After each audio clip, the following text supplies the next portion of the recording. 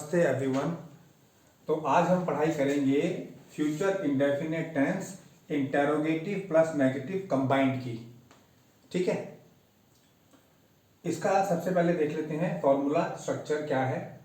इसमें सबसे पहले आएगा हेल्पिंग वर्ब। हमको पता है फ्यूचर इंडेफिनिट टेंस को हम सिंपल फ्यूचर टेंस भी कहते हैं, और इस टेंस में यानी कि फ्यूचर इंडेफिनिट टेंस या सिंपल फ्यूचर टेंस में हेल्पिंग वर्ब दो हैं, विल और शैल। ठीक है, उसके बाद आएगा सब्जेक्ट यानी कि कर्ता, कार्य को करने वाला। ठीक है, उसके बाद प्लस नॉट, उसके बाद V1 यानी कि वर्ब की फर्स्ट फॉर्म, उसके बाद ऑब्जेक्ट, उसके बाद रेस्ट ऑफ दी सेंटेंस यानी कि बाकी का सेंटेंस। ठीक है, तो अब इसके सेंटेंसेस बनाते हैं। 4 सेंटेंसेस यहाँ बनाए हुए हैं, 7 सेंटेंसेस हमको बनाने हैं। I, we, you, they, he, she, it, ये सब्जेक्ट्स लेके हम पहले चल रहे हैं। ठीक है, तो पहला सेंटेंस है shall I not go to watch a movie tomorrow. Interrogative plus negative में क्वेश्चन भी पूछा जाता है और नो भी आता है। ठीक है, तो पहला सेंटेंस है shall I not go to watch a movie tomorrow. क्या मैं कल मूवी देखने नहीं जाऊंगा, ये इसका मतलब है। दूसरा है shall we not go to the central park in the evening today. क्या हम आज शाम को सेंट्रल पार्क नहीं जाएंगे, इसका हिंदी में ये मतलब है। तीसरा है will you not finish your syllabus by next month. क्या तुम अपना सिलेबस अगले महीने तक समाप्त नहीं करोगे। ठीक है, क्या तुम अपना सिलेबस अगले महीने तक खत्म नहीं करोगे, इसका ये मतलब है will you not finish your syllabus by next month. Alright, fourth sentence है will they not participate in the tournament next week. क्या वो अगले वीक टूर्नामेंट में पार्टिसिपेट नहीं करेंगे, टूर्नामेंट में हिस्सा नहीं लेंगे, इसका ये मतलब है। ओके, तो अब इनको मिटा देते हैं और फिफ्थ सेंटेंस बनाते हैं। ओके, हम पढ़ाई कर रहे हैं फ्यूचर इंडेफिनिट टेंस के interrogative plus negative combined sentences की। इसके पहले हम इंटेरोगेटिव, नेगेटिव और एफर्मेटिव कर चुके हैं। इसके पहले के ट्यूटोरियल्स में, वीडियोस में वो हम बता चुके हैं। ठीक है, तो फिफ्थ सेंटेंस है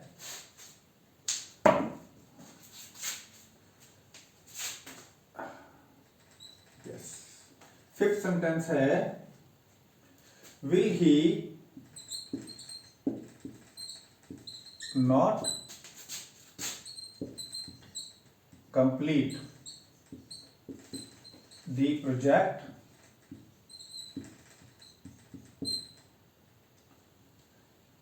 within the next 6 months.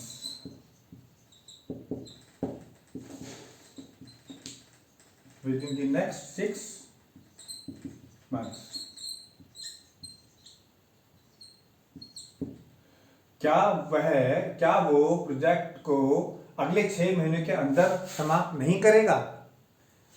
ही लड़के के लिए आता है, हम यहाँ पे नाम भी ले सकते थे, will Aman not complete the project या his project within the next 6 months. अगर हम लिखेंगे will he not complete his project, तो हम उसके प्रोजेक्ट के बारे में बात कर रहे हैं। क्या वह अपना प्रोजेक्ट अगले 6 महीनों के अंदर समाप्त नहीं करेगा, फिर उसका ये मतलब हो जाएगा। यहां पर मतलब निकलता है will he not complete the project within the next 6 months. क्या वो प्रोजेक्ट अगले 6 महीनों के अंदर समाप्त नहीं करेगा, ये इसका मतलब निकलता है। ठीक है, अब देखते हैं छठा सेंटेंस। छठा सेंटेंस है will she not get her degree in February. क्या वो अपनी डिग्री फरवरी में प्राप्त नहीं करेगी, या क्या उसको उसकी डिग्री फरवरी में नहीं मिलेगी, इसका ये मतलब होगा। ठीक है, इसके बाद बनाते हैं सेंटेंस नंबर 7 इनको मिटा देते हैं। ठीक है, बहुत आसान है टेंस, बहुत आसान है। इसमें स्ट्रक्चर के हिसाब से आप लोग पढ़ाई करेंगे तो बहुत आसानी से सीख जाएंगे। Okay, 7th sentence, will it not rain in New Delhi tomorrow as per weather forecast।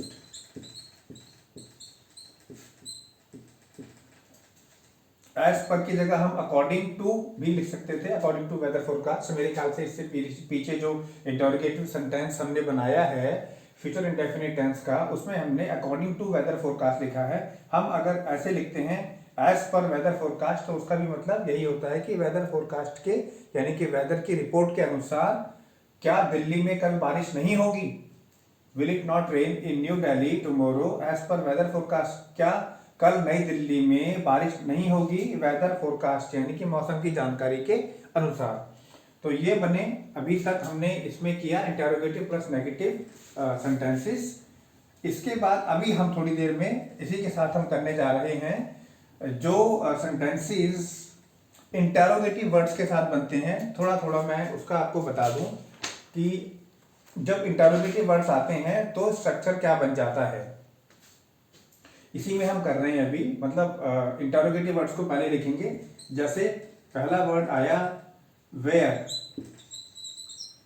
Shell I not go to watch a movie, मैं कहाँ मूवी देखने नहीं जाऊंगा, इसका ये मतलब निकलेगा। कहाँ पहले आ गया, यानी कि जो इंटरोगेटिव वर्ड है वो पहले आ गया, बाकी सारा का सारा स्ट्रक्चर वैसे का वैसे ही रहा जैसा यहां लिखा हुआ है। ठीक है,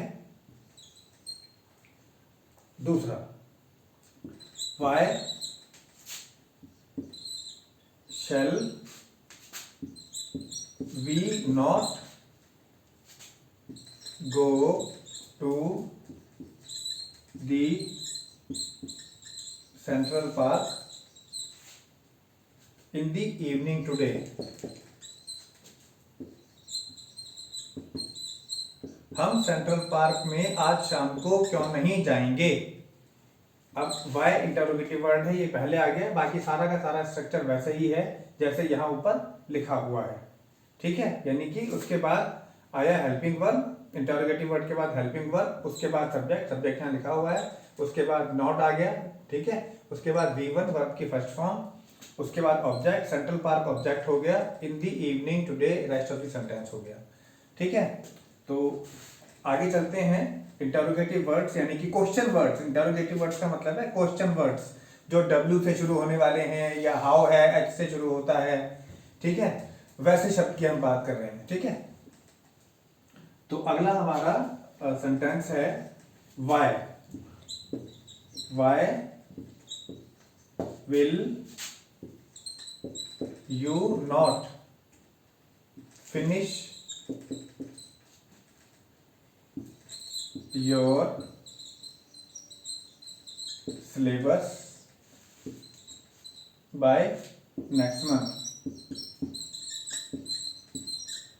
अगले महीने तक तुम अपना सिलेबस फिनिश क्यों नहीं करोगे। वाई मतलब क्यों। ठीक है, अगले महीने तक अपना सिलेबस तुम फिनिश क्यों नहीं करोगे, तुम समाप्त क्यों नहीं करोगे, इसका ये मतलब निकला। अभी इसको भी मिटा देते हैं उसके बाद, क्योंकि मोटा मोटा लिख रहे हैं ताकि समझ में आए। तो इसके बाद का सेंटेंस है, पेन ने भी थोड़ा लिखना बंद कर दिया, देखते हैं। Why will they not participate in the tournament next week, in the tournament next week, ऐसे बना देते हैं इसको। अगले हफ्ते होने वाले टूर्नामेंट में या अगले हफ्ते वो टूर्नामेंट में पार्टिसिपेट क्यों नहीं करेंगे, टूर्नामेंट में हिस्सा क्यों नहीं लेंगे, इसका ये मतलब बना। ठीक है, ये इंटरोगेटिव वर्ड है या क्वेश्चन वर्ड है, वाई। ठीक है, अभी आगे चलते हैं। अगला सेंटेंस है विच प्रोजेक्ट। देखिए विच जो है, विच मतलब कौन सा, which project will he not complete within the next 6 months। कौन सा प्रोजेक्ट वो अगले 6 महीने के अंदर समाप्त नहीं करेगा, इसका ये मतलब है कौन सा प्रोजेक्ट वो अगले 6 महीने के अंदर समाप्त नहीं करेगा। ठीक है, विच मतलब कौन सा, तो ये क्वेश्चन वर्ड हो गया विच। इसके बाद फिर मोटा मोटा लिखेंगे तो इसको फिर मिटा देते हैं जल्दी से और आगे चलते हैं।